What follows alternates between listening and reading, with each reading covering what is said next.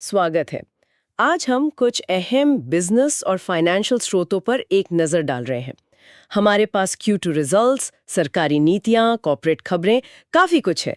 मकसद ये है कि इन सब से ज़रूरी बातें निकालें, समझें कि इकोनॉमी में अलग-अलग सेक्टर्स में क्या चल रहा है। तो चलिए शुरू करते हैं इस पड़ताल को। तो दूसरी तिमाही के नतीजे आ रहे हैं, सितंबर एंड वाले, और कुछ आंकड़े तो काफ़ी तगड़े हैं।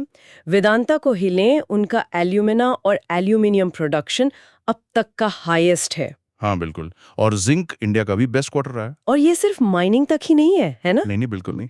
रियल एस्टेट देखिए, शोभा लिमिटेड की सेल्स बुकिंग वो 61% बढ़ी है, सीधा 1900 करोड़ रुपए के पार। 61%? वाह, घरों की डिमांड अभी भी काफी मजबूत है। यहाँ साफ संकेत है। और रिटेल में भी देखिए। हाँ, डी मार्ट, एवेन्यू सुपरमार्ट्स, उनका रेवेन्यू भी करीब 15% बढ़ा है, 16,000 करोड़ से ज्यादा।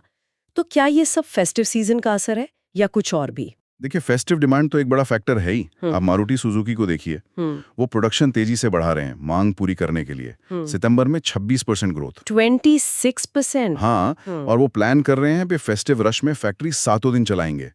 उनके पास रिकॉर्ड 2.5 लाख बुकिंग्स हैं। 2.5 लाख? और एक्सपोर्ट्स भी वो 50% ऊपर है। एक और दिलचस्प बात, उन्होंने पहली बार ट्रेन से सीधे कश्मीर वाली में गाड़ियां भेजी हैं। ये लॉजिस्टिक्स में एक बड़ा कदम है। वाह, ये 50% एक्सपोर्ट ग्रोथ तो कमाल है।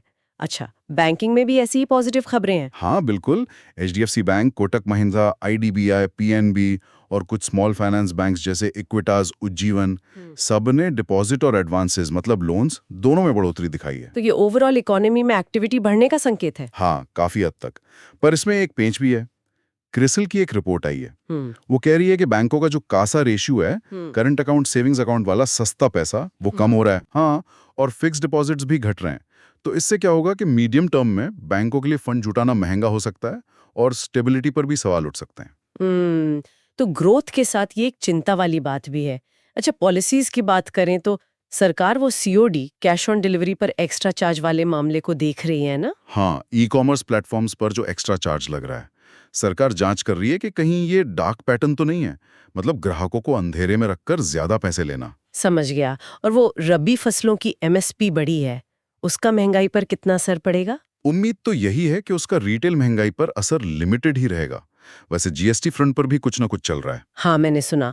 कहीं तो फायदा ग्राहकों तक पहुंच ही नहीं रहा और FMCG कंपनियां और डिस्ट्रीब्यूटर एक दूसरे पर आरोप लगा रहे हैं। बिल्कुल। वहीं दूसरी तरफ GST रेट कट से नवरात्रि सेल्स में काफी उछाल आया है, 1 दशक में सबसे ज्यादा। लेकिन हाँ, बीमा सेक्टर में GST छूट के बाद डिस्ट्रीब्यूटर्स का कमीशन कम हुआ है। तो मिली जुली तस्वीर है।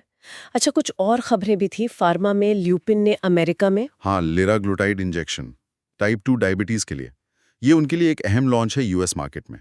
लेकिन एक चिंता वाली खबर भी है, तमिलनाडु से, वो कफ सिरप वाला मामला। हाँ, वो शसीन फार्मा वाला। उनके कफ सिरप में DEG डाइथिलीन ग्लाइकॉल मिला है, जो जहरीला होता है। ये वाकई चिंता की बात है। क्वालिटी कंट्रोल पर बड़ा सवाल है। बिल्कुल। अच्छा, ट्रेड फ्रंट पे क्या हो रहा है? वो एंटी डंपिंग जांच? हाँ, भारत ने चीन, इंडोनेशिया और वियतनाम से आने वाले स्टेनलेस स्टील शीट्स पर एंटी डंपिंग जांच शुरू की है। शक है कि ये देश लागत से भी कम कीमत पर माल बेच रहे हैं, डंप कर रहे हैं। और ऐसी ही जांच चीनी सोलर सेल्स पर भी लाने का प्रस्ताव है। जी हाँ, बिल्कुल। डोमेस्टिक इंडस्ट्री को बचाने के लिए ये कदम उठाए जा रहे हैं। और आखिर में वो अनिल अंबानी वाला मामला, बॉम्बे हाई कोर्ट ने उनकी याचिका खारिज कर दी। हाँ, उन्होंने SBI ने जो उनके आरकॉम के लोन अकाउंट को फ्रॉड क्लासिफाई किया था, उसे चुनौती दी थी। कोर्ट ने उनकी याचिका खारिज कर दी है। तो अगर इन सब खबरों को एक साथ देखें तो क्या तस्वीर उभरती है? एक तरफ कॉर्पोरेट अर्निंग्स मजबूत हैं, फेस्टिव डिमांड अच्छी है, बैंकिंग में ग्रोथ है, लेकिन साथ ही रेगुलेटरी एक्शन है, ट्रेड इश्यूज हैं, GST के फायदे पर सवाल हैं और बैंकिंग स्टेबिलिटी की चिंता है भी। तो ये एक मिक्स्ड बैग है।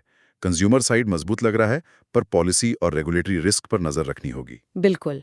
और सोचने के लिए एक आखिरी बात छोड़ जाते हैं। ये सब अलग अलग खबरें, किसी कंपनी का रिकॉर्ड प्रोडक्शन, एक नई दवा, एक रेगुलेटरी जांच, ट्रेड विवाद, ये सब मिलकर भारत की अर्थव्यवस्था की पूरी कहानी कैसे बताते हैं? इन डॉट्स को जोड़ने पर भविष्य कैसा दिखता है?